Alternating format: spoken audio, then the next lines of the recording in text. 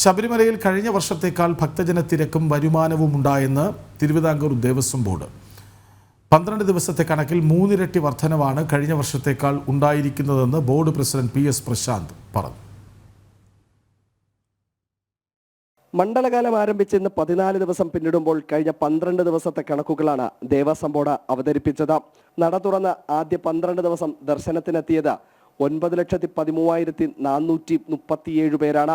കഴിഞ്ഞ വർഷം 12 ദിവസം 5,53,922 പേർ. 3,59,515 ഭക്തരാണ് അധികമായി ഇത്തവണ ദർശനത്തിനെത്തിയത്. നടവരവിലും വലിയ വർധനവാണ്. 47,12,10,536 രൂപയാണ് കഴിഞ്ഞ വർഷം 12 ദിവസത്തെ വരുമാനം.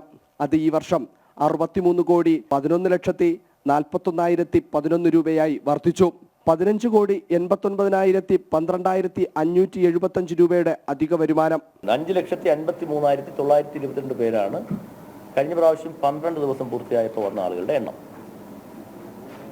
ഇപ്രാവശ്യം അത് 9,13,437 എന്ന് പറഞ്ഞാൽ കഴിഞ്ഞ വർഷത്തേക്കാൾ ഇപ്രാവശ്യം 3,59,515 പേർ അധികമായി വന്നു 12 ദിവസത്തെ.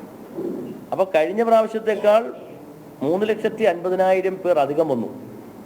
വരുമാനത്തിന്റെ കണക്ക് പറയുമ്പോൾ കഴിഞ്ഞ പ്രാവശ്യം 12 ദിവസം പൂർത്തിയാകുമ്പോൾ വരുമാനം 47,12,136 കോടി രൂപയായിരുന്നു.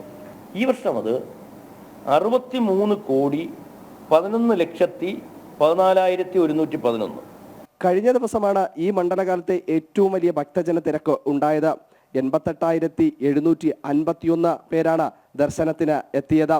വരും ദിവസങ്ങളിൽ കൂടുതൽ ഭക്തജനങ്ങൾ ഉണ്ടാകുമെന്ന് പ്രതീക്ഷിക്കുന്നതായും ഭക്തജനങ്ങൾക്കായുള്ള എല്ലാ ക്രമീകരണങ്ങളും സജ്ജമാണെന്നും ബോർഡ് വ്യക്തമാക്കി.